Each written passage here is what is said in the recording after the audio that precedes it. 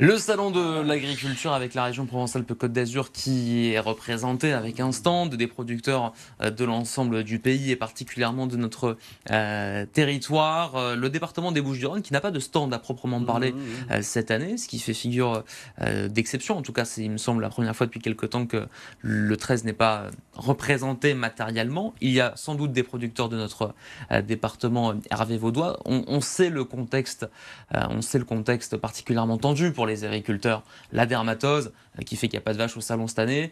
Vous avez le Mercosur qui a cristallisé les débats. Vous avez tout un tas d'éléments complexes autour du monde agricole, y compris chez nous. Malgré tout, ça reste une vitrine importante, j'allais dire même pour le mental de ces agriculteurs provençaux, pour l'économie naturellement, pour mettre en avant nos produits, mais ça reste important, incontournable. C'est clairement le moment de l'année où effectivement l'agriculture se part de ses plus beaux atours et on voit que les Français y sont attachés parce que les chiffres de fréquentation de ce salon sont toujours assez considérables. Il suffit d'y aller même en semaine, mais le dernier week-end... c'est difficile d'y progresser, il y a des familles. Bon, cette année, effectivement, ils ne verront pas de bovins, c'est une première à cause de, vous l'avez rappelé, de la dermatose. Maintenant, les gens, les visiteurs du salon de l'agriculture, me semble pas qu'ils y vont spécialement pour témoigner de quelque attachement que ce soit à tel ou tel domaine.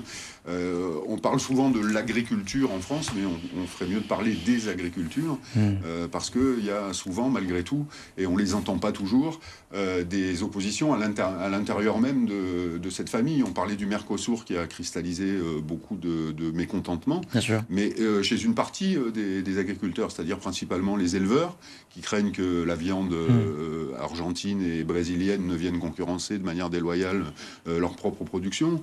Mais même s'ils ne montent pas au créneau pour le dire, moi je connais des producteurs de vin, des viticulteurs de la vallée du Rhône qui se frottent les mains de cet accord-là, parce que ça leur ouvre un marché qui leur a été jusqu'à présent plutôt fermé, étant donné les droits de douane qu'ils payaient à l'entrée, ils n'étaient pas compétitifs avec les vins d'Amérique du Sud. On sait l'importance que représente le salon de l'agriculture, on l'a déjà évoqué d'ailleurs sur BFM Marseille il y a quelques jours dans cette même émission avec Fabio Marletta. On le disait, il y a le monde viticole en Provence. Alors c'est vrai que quand on pense Bouches-du-Rhône et Marseille, on ne pense pas agriculture de suite. Dans le commun dans l'esprit des gens, on ne pense pas agriculteur, alors qu'il y a évidemment beaucoup de producteurs sur notre territoire au sens régional du terme. Est-ce que, j'en sais rien, est-ce que pourquoi pas un salon de l'agriculture à Marseille, tiens, est-ce que dans l'autre sens, je disais que le département n'était pas représenté à Paris, pourquoi pas instaurer, renforcer la parole des agriculteurs en leur disant tiens, on va vous mettre en avant mais sur votre territoire. Moi, je pense qu'il y a un vrai problème de l'agriculture en France. On a 400 000 agriculteurs. Il y en avait 2 millions, je ne sais plus, il y a quelques années. Et il y en a un qui se suicide tous les 2 jours, je crois. Donc, il faut comprendre que on parle d'une espèce, entre guillemets, en voie de disparition.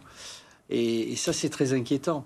Moi, je m'inquiète aussi, quand je vais au supermarché, de ne voir que des fruits et des légumes venus d'Espagne, alors que la Provence est un formidable verger.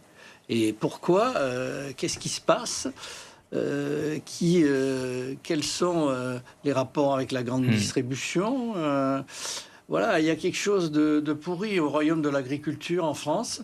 Et ça, je crois qu'il va falloir... il faudrait un état d'urgence sur l'agriculture. Plus que des salons.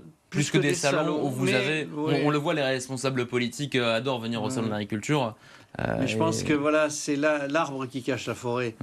La forêt des difficultés d'une profession, comme je le dis, qui est en voie de disparition, en tout cas de concentration. On voit disparaître les petits, les moyens agriculteurs et on est face maintenant à l'agriculture industrielle mondialisée et puis aussi qui pose aussi des questions de santé publique. Regardez les questions sur le maintien de certains pesticides qui tuent nos abeilles. Enfin, on est dans un monde quand même assez effrayant.